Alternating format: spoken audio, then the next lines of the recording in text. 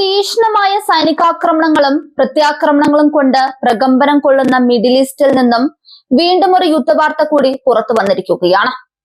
തെക്കൻ ലെബനനിലുണ്ടായ അതിശക്തമായ മിസൈൽ ആക്രമണത്തിൽ ഇസ്രയേൽ സൈന്യത്തിന് കനത്ത തിരിച്ചടിയേറ്റതാണ് ഏറ്റവും പുതിയ റിപ്പോർട്ടുകൾ സൂചിപ്പിക്കുന്നത്.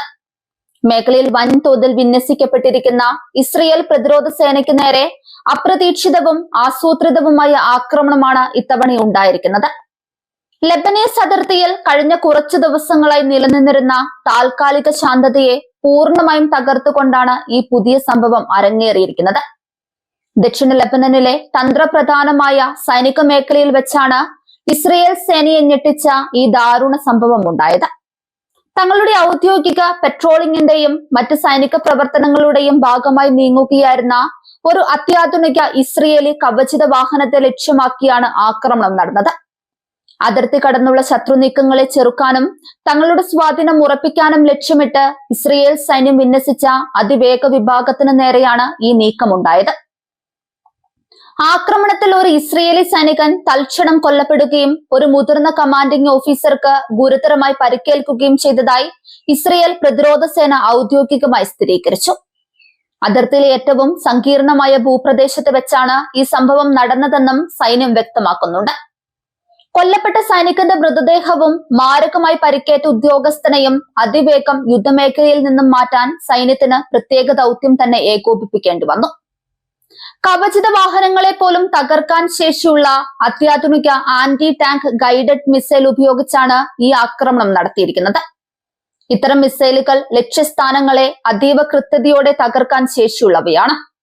ഇസ്രയേൽ സൈന്യത്തിന്റെ കവചിത വാഹനത്തിന് നേരെ പാഞ്ഞു വന്ന മിസൈൽ വാഹനത്തിന്റെ പ്രതിരോധ സംവിധാനങ്ങളെ മറികടന്ന് നേരിട്ട് പതിക്കുകയായിരുന്നുവെന്നാണ് ലഭിക്കുന്ന പ്രാഥമിക വിവരങ്ങൾ. മിഡിൽ ഈസ്റ്റിലെ ഏറ്റവും ശക്തമായ സായുധ പ്രതിരോധ ഗ്രൂപ്പായ ഹിസ്ബുള്ളയാണ് ഈ ആക്രമണത്തിന് പിന്നിലെന്നാണ് ഇസ്രയേൽ സേന വ്യക്തമാക്കുന്നത്. ലെബനന്റെ തെക്കൻ അതിർത്തി പ്രദേശങ്ങൾ കേന്ദ്രീകരിച്ച് ദീർഘകാലമായി ശക്തമായ വേരോട്ടമുള്ള ഹിസ്ബുള്ള ഇസ്രയേലിന്റെ സൈനിക മുന്നേറ്റങ്ങളെ പ്രതിരോധിക്കാൻ നിരന്തരം ശ്രമിച്ചുകൊണ്ടിരിക്കുകയാണ്. തങ്ങളുടെ പരമാധികാരത്തിന് മേലുള്ള ഇസ്രയേലിന്റെ കടന്നു കയറ്റത്തിന് നൽകിയ ശക്തമായ മറുപടിയായാണ് അവർ ഈ നീക്കത്തെ കാണുന്നത്. അതിർത്തിയിലെ വടക്കൻ മേഖല നിലവിൽ അതീവ സ്ഫോടനാത്മകമായ സാഹചര്യത്തിലൂടെയാണ് കടന്നു പോകുന്നത്. ഇരു വിഭാഗവും വൻതോതിൽ സൈനിക വ്യൂഹങ്ങളെയും അത്യാധുനിക ആയുധ ശേഖരങ്ങളെയും ഇവിടെ വിന്യസിച്ചിട്ടുണ്ട്. ഏത് നിമിഷവും ഒരു വലിയ യുദ്ധത്തിലേക്ക് വഴിമാറാവുന്ന തരത്തിൽ കലുഷിതമാണ് ഇവിടുത്തെ അന്തരീക്ഷം. ഈ സാഹചര്യത്തിലുണ്ടായ പുതിയ മിസൈൽ ആക്രമണം മേഖലയിലെ സംഘർഷത്തിന്റെ തീവ്രത ഇരട്ടിയാക്കിയിരിക്കുകയാണ്.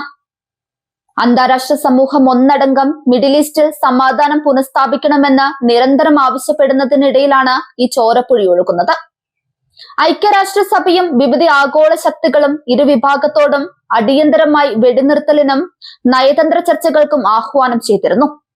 എന്നാൽ ഈ ആഗോള സമ്മർദ്ദങ്ങളെയോ ആഹ്വാനങ്ങളെയോ ഒട്ടും വിലവെക്കാതെയാണ് ഇരുപക്ഷവും തങ്ങളുടെ സൈനിക നടപടികളുമായി മുന്നോട്ടു പോകുന്നത്.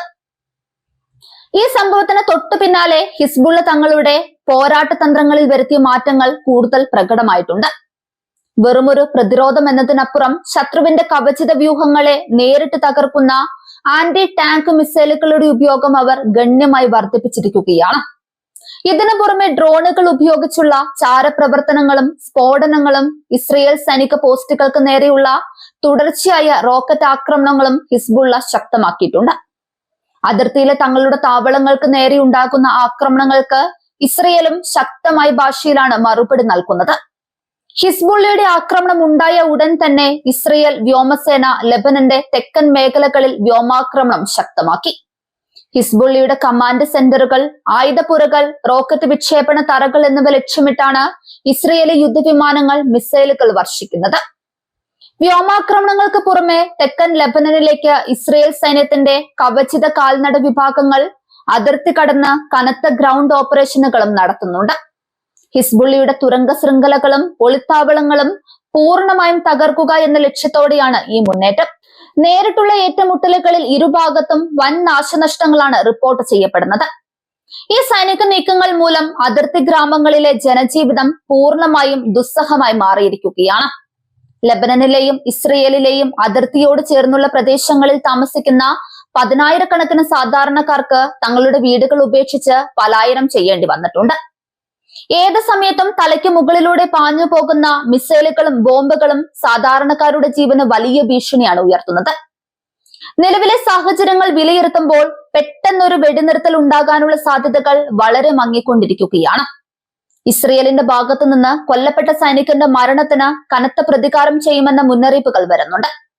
മറുവശത്ത് ഇസ്രയേൽ തങ്ങളുടെ മണ്ണിൽ നിന്ന് പൂർണ്ണമായി പിന്മാറാതെ പോരാട്ടം അവസാനിപ്പിക്കില്ലെന്ന കടുത്ത നിലപാടിലാണ് ഹിസ്ബുള്ളിയും അറബ് പോരാളികളും. മേഖലയിലെ ഈ സംഘർഷം വെറും ഒരു പ്രാദേശിക തർക്കമായി ഒതുങ്ങില്ലെന്ന ഭീതിയിലാണ് മിഡിൽ ഈസ്റ്റ് നിരീക്ഷകർ. ഇറാൻ ഉൾപ്പെടെയുള്ള മറ്റ് പ്രാദേശിക ശക്തികളുടെ പിന്തുണ ഹിസ്ബുള്ളയ്ക്കുള്ളതിനാൽ ഈ യുദ്ധം കൂടുതൽ രാജ്യങ്ങളിലേക്ക് വ്യാപിക്കാനുള്ള സാധ്യത തള്ളിക്കളയാനാവില്ല.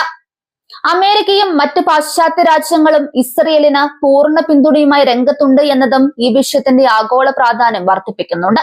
ഇസ്രയേലിന്റെ അതിനൂതന സൈനിക സാങ്കേതിക വിദ്യകൾക്ക് പോലും ഹിസ്ബുള്ളിയുടെ ഗറില്ല ആക്രമണ ശൈലിയെ പൂർണ്ണമായി പ്രതിരോധിക്കാൻ കഴിയുന്നില്ല എന്നതിന്റെ തെളിവാണ് ഈ പുതിയ സംഭവം.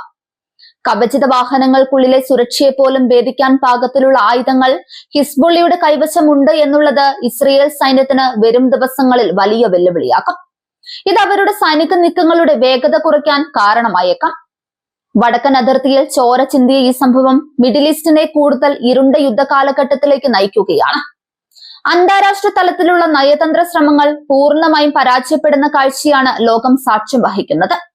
വരും ദിവസങ്ങളിൽ ഇരുവിഭാഗവും ആക്രമണത്തിന്റെ തീവ്രത ഇനിയും കൂട്ടുമെന്ന സൂചനകൾ പുറത്തുവരുമ്പോൾ മേഖലയിലെ സമാധാനം എന്നത് കേവലം ഒരു വിദൂര സ്വപ്നമായി മാത്രം അവശേഷിക്കുകയാണ്.